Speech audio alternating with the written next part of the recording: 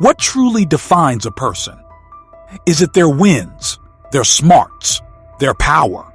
Or is it something quieter, something found in their biggest, most personal failures? For one of Marvel's most powerful figures, a man wrapped in armor and arrogance, the answer is buried in a promise he made to his mother as she was dying.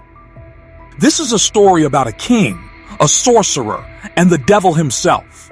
It's about a yearly trip into hell, a mission born from love, driven by guilt, and for the longest time, destined to fail. We're talking about Dr. Doom. A man smart enough to take over the world and strong enough to fight gods, but who is haunted by one single failure he can't fix. Every year on Midsummer's Eve, Victor Von Doom, the ruler of Latveria, fights a one-man war against all of hell. He's not trying to conquer it. He's trying to get something much more personal, the soul of his mother, Cynthia Von Doom. She's been trapped in Mephisto's fiery realm since Victor was a boy, and every single year he tries to get her back, and every single year he fails. His armor gets scorched, his spirit gets beaten down, but his will never breaks. But this time is different. This cycle of failure is about to break. A new path is opening up, but it's not a path that science can forge or willpower can conquer. This path needs a different kind of power, a power that belongs to another doctor, a man Doom sees as his greatest rival. This is the story of what happens when the only way to save a soul is to trust the one person you hate most in the world. This is the story of triumph and torment. Our story doesn't kick off in hell or in the cold halls of Castle Doom. It starts somewhere peaceful, a place of huge cosmic importance. The Temple of the Three, hidden away in the mountains of Java. A psychic summons has gone out to the most powerful magic users on the planet. The person who sent it is the aged Genghis, a sorcerer so old and powerful he makes the Ancient One look like a rookie. He's called them all here for one reason, a contest to decide who gets to be the next Sorcerer Supreme. The place is buzzing with magic. You've got voodoo priests, wise old hermits, powerful witches, everyone who's anyone in the world of magic is here. And of course, among them is Earth's master of the mystic arts, Dr. Stephen Strange. He shows up quietly, with the confidence of a man who knows the weight of his own power. But then, someone else walks in. Someone who was not invited. The air gets cold. The chatter stops, and everyone turns to watch a new figure stride into the temple like he owns it. He's not wearing robes. He's in gleaming gunmetal gray armor with a green cloak. It's Dr. Doom. He sticks out like a sore thumb, a walking contradiction of cold science in a sacred, magical place. Immediately, people start talking.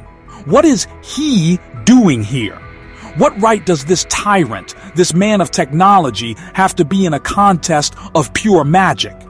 And that's a fair question. Unlike Strange, who is a pure magician, Doom has always been a mix of both. He uses science to analyze, replicate, and even boost his magic. To most of the sorcerers here, he's a fake. Doom, with his usual arrogance, just scoffs at them. He announces that he is the best in all fields, science or sorcery. And to prove he's serious, he makes a big show of it. He powers down his armor's weapons, shuts down his force fields, and turns off the computers in his helmet. He's going to compete using only his knowledge of magic. For a guy like Doom, this is like fighting with one hand tied behind his back, and it shows just how absurdly confident he is.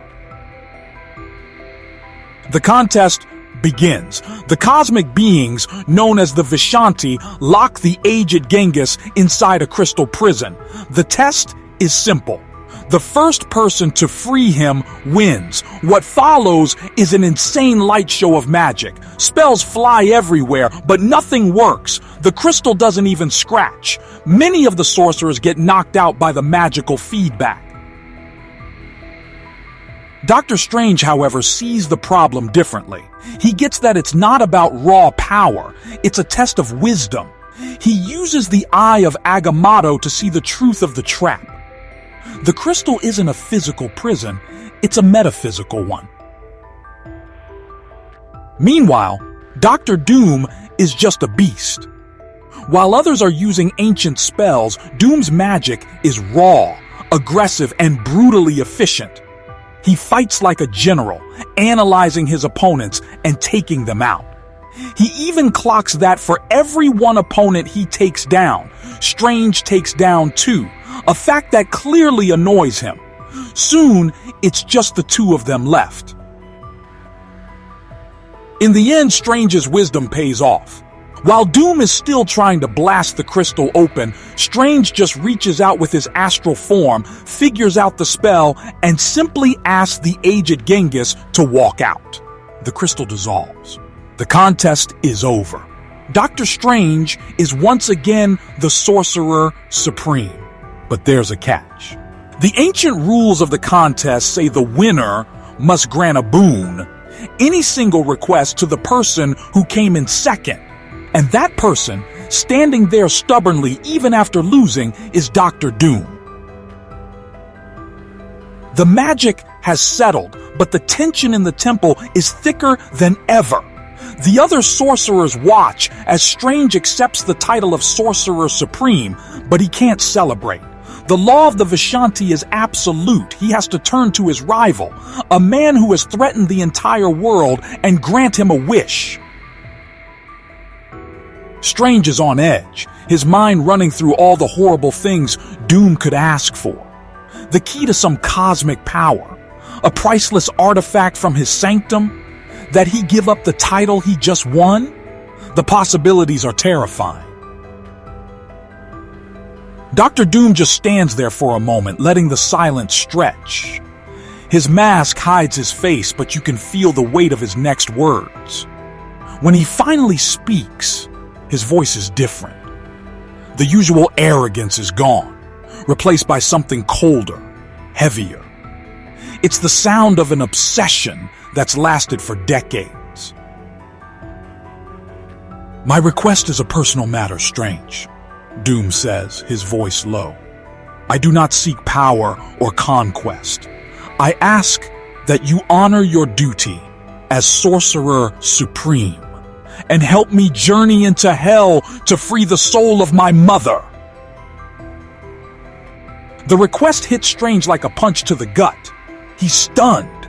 This is the last thing he expected. It's a suicide mission. Willingly marching into the realm of a demon lord like Mephisto is pure madness. And yet, looking at Doom, he knows this isn't a trick. This is the very core of who Victor Von Doom is. To really get the weight of this, you have to know the story of Cynthia Von Doom. She was a Romani sorceress in Latveria long before her son ruled it. Her people were being hunted by a tyrant baron.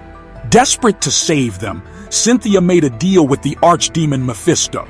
She asked for the power to crush her enemies, and Mephisto gave it to her, but the price for such a pact was her soul. The power was too much to control. Cynthia wiped out the Baron's soldiers, but the demonic energy she used also killed the children in her own village. Horrified at what she'd done, her spirit was broken, and she let a soldier strike her down.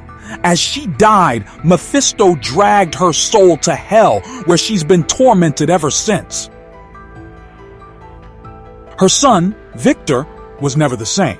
His father, a doctor, tried to keep him away from magic, but Victor's need to fix this one cosmic injustice became his life's mission. It was his first attempt to contact his mother that caused the lab accident that scarred his face. The accident he still blames on Reed Richards. That failure sent him to a Tibetan monastery where he forged his armor and mask, hiding his shame from the world. And so the ritual started. Every Midsummer's Eve, The anniversary of his mother's damnation, Doom uses his crazy mix of science and magic to rip open a portal to hell and challenge Mephisto. And every year, Mephisto's legions throw him back, beaten and broken. Now Strange gets it. He isn't being asked to help a supervillain. He's being asked to help a son save his mother. He's bound by the laws of the Vishanti and his word as Sorcerer Supreme. Even though every part of him is screaming that this is a terrible idea, that he's about to make a deal with one devil to go fight another, he can't say no. He has to agree. The world's most uneasy alliance is formed. The scene changes from the ancient temple to the cluttered, iconic halls of the Sanctum Sanctorum on Bleecker Street. The vibe shift is immediate. Dr. Doom, this block of cold iron and perfect order, looks completely out of place in Strange's beautiful mess of a magical home. The two of them circle each other like wary predators. Doom, ever the narcissist, looks over Strange's collection of artifacts with a critical eye. He sees the cloak of levitation and the eye of Agamotto not as magical wonders, but as tools. He'll admit they're powerful, but you can hear it in his tone. He's thinking his own tech could do it better. Strange tries to get Doom to understand what they're really up against. He explains that you can't just march into Mephisto's realm and conquer it. It doesn't work that way. Mephisto is the master of lies, Strange warns. His realm is a psychological battlefield. It reflects your own fears, your own desires. He won't fight you with armies, Doom. He will fight you with you. He tells him that raw power is useless there. They'll need to be clever and mentally unbreakable. And this is where things get interesting. For maybe the first time in his life, Victor Von Doom has to admit that someone else is better than him at something. When it comes to science, he's the king. But here, in the world of pure magic, he's the student. He grudgingly lets Strange teach him, guiding him on how to build shields for his mind and spot illusions made from his own memories. Doom is a terrifyingly quick study, picking up complex magical ideas at a speed that even impresses Strange. In return, Doom shows Strange his own prep work. He opens a panel on his gauntlet, showing off circuits that are woven together with magical runes. He explains that he's been modifying his armor, mixing his tech with the magic Strange taught him.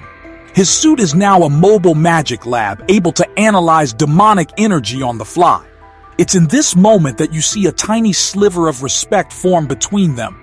They're like two master craftsmen who can appreciate each other's work, even if they can't stand each other. All the while, Strange's loyal friend Wong is the voice of reason. He sees how dangerous this is. Not just Mephisto, but Doom himself. Master, he begs Strange, this man is a snake. He's tried to take over the world. Trusting him on a trip to hell is insane. He will betray you. Wong's doubt just hammers home the massive risk Strange is taking. He's betting his own soul on the honor of a man who's famous for not having any. Their plan isn't a frontal assault.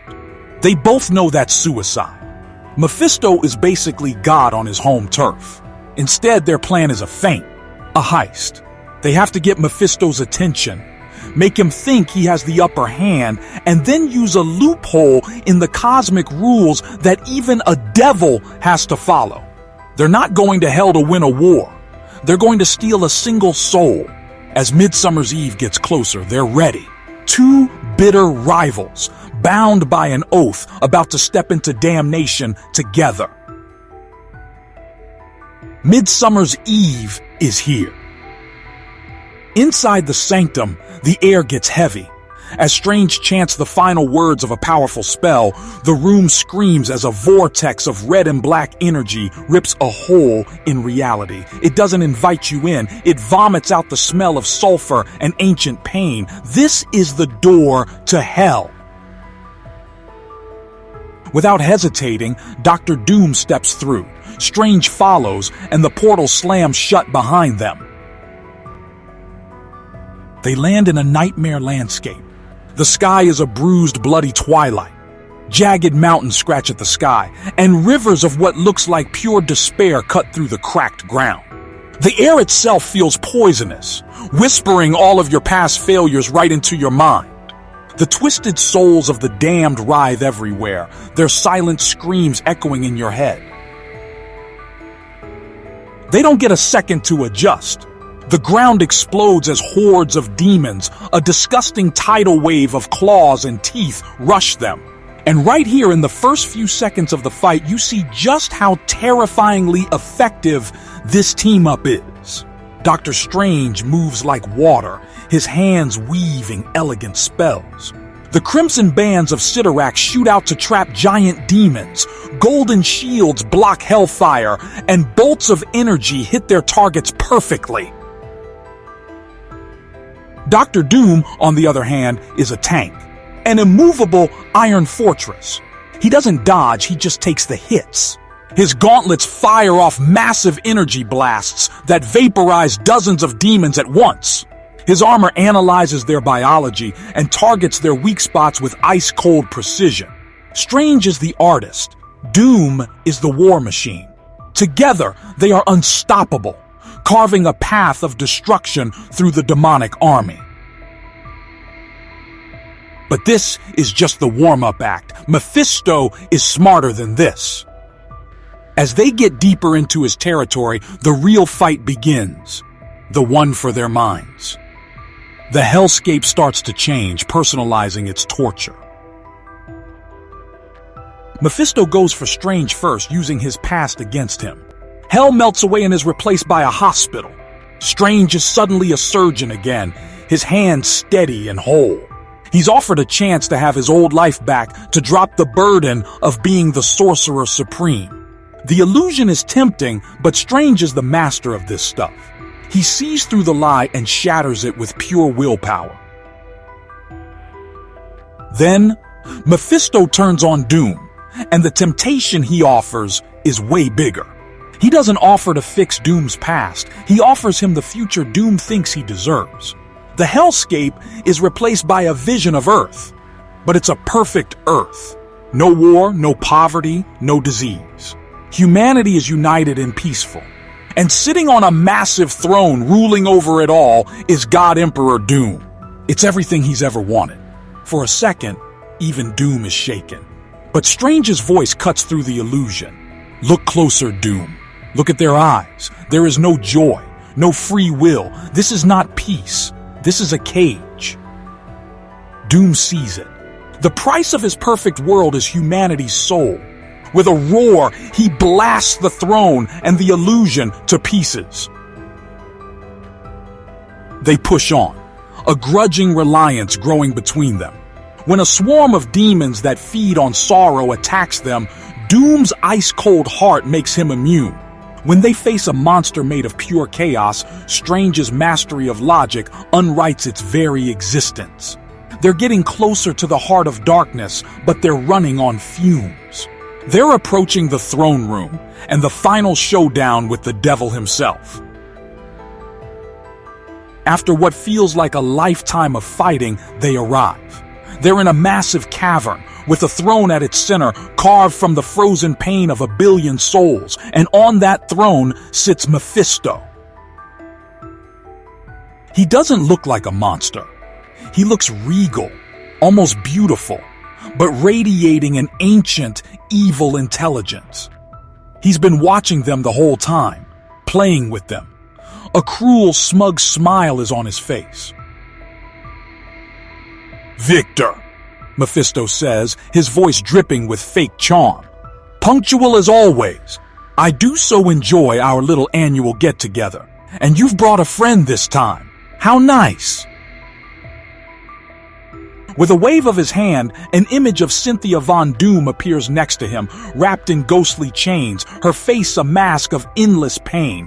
A raw, agonized sound escapes from Doom, something no one has ever heard from him before. This is the image that has haunted him his entire life. Mephisto lets him stew in it for a moment. "You fought well," he says. "You resisted my temptations. So, I'll be generous. I'll offer you a new deal, Victor.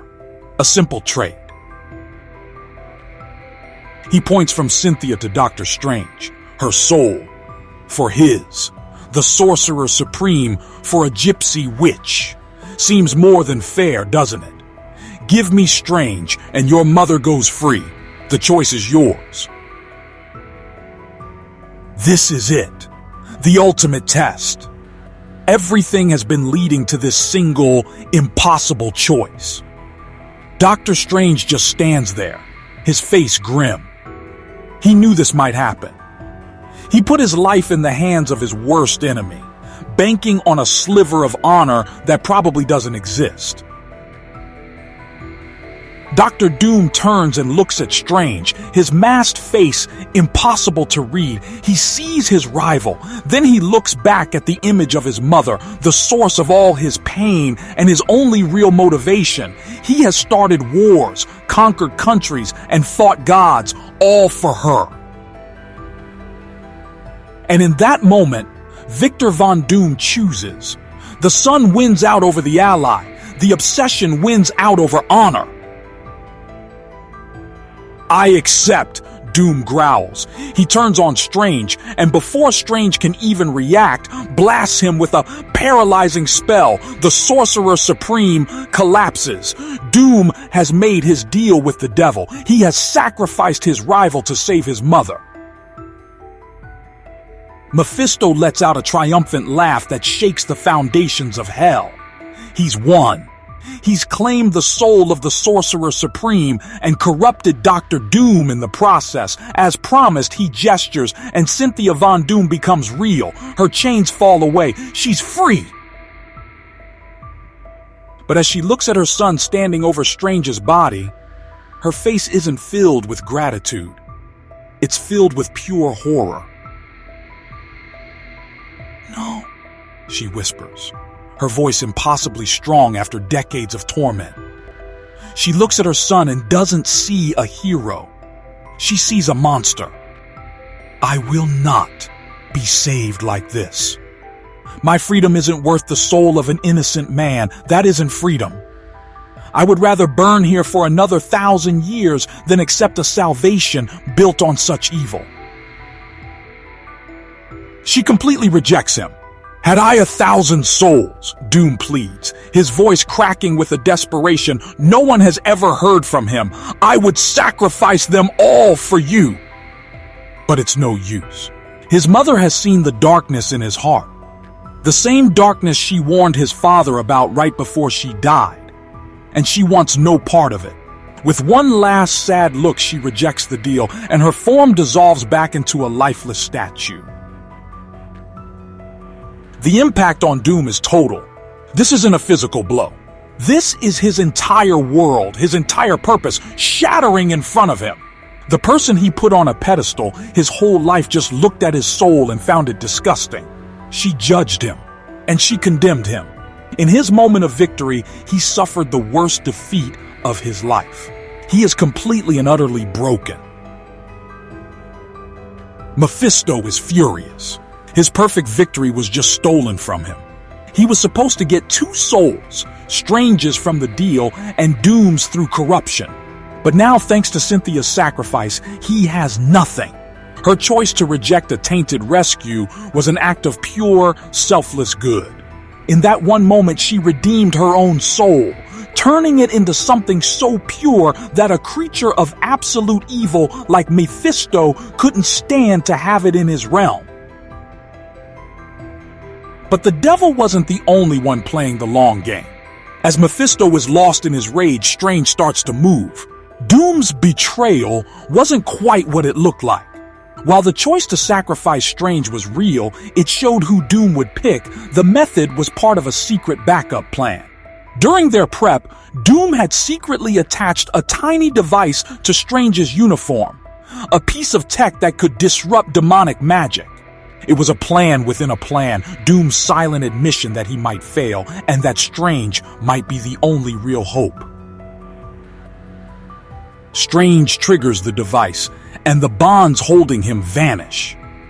He jumps to his feet just as Doom is shaking off the shock of his mother's rejection. They now face an enraged Mephisto, who is growing larger and more powerful by the second. But the game has changed. Strange sees the loophole Cynthia's sacrifice created. He fires a spell not at Mephisto, but at the statue of Doom's mother. Mephisto, in his fury, unleashes a wave of hellfire to destroy them both. Strange lets the blast hit the statue. The demonic energy hitting the statue's new purity causes a massive reaction. A blinding pillar of white light erupts from it. Cynthia Von Doom's soul, finally free, shoots up and out of hell. A beacon of light so pure, Mephisto can't even look at it.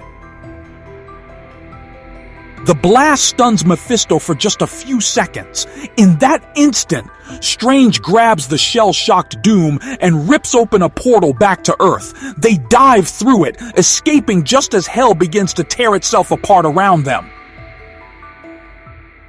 They land hard on the floor of the Sanctum Sanctorum, beaten, exhausted, and scarred. The fight is over. In the quiet that follows, the silence between the two men is deafening. No one says thank you. Victor Von Doom stands up, his body slumped in a way you never see. He's a changed man. He went to hell to achieve his life's one goal, and he did it, just not in the way he ever wanted. He didn't rescue his mother. He watched her rescue herself. He learned that the saint he'd built up in his head was a real woman with more moral strength than he could ever have. He won, but in winning, he lost the one ideal that drove his entire life. Without a word, Doom turns and walks out of the sanctum. The alliance is over. They aren't friends, but there's a new awful understanding between them. Doom leaves not just with new knowledge of magic that will make him more dangerous than ever, but with a fresh, gaping wound in his soul.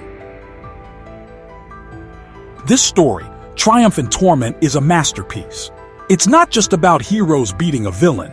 It's a deep dive into the psychology of two of Marvel's most complicated characters. It's about good and evil, showing that even a good goal can be twisted by selfishness, and that real salvation has to be earned, not just taken.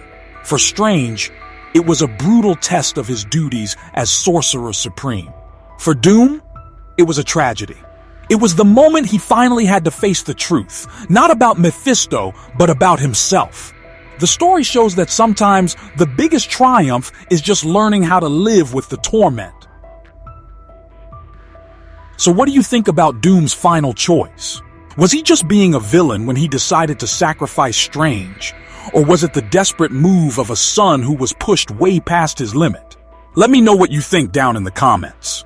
This is one of the all-time great comic stories for a reason, and there's so much to talk about.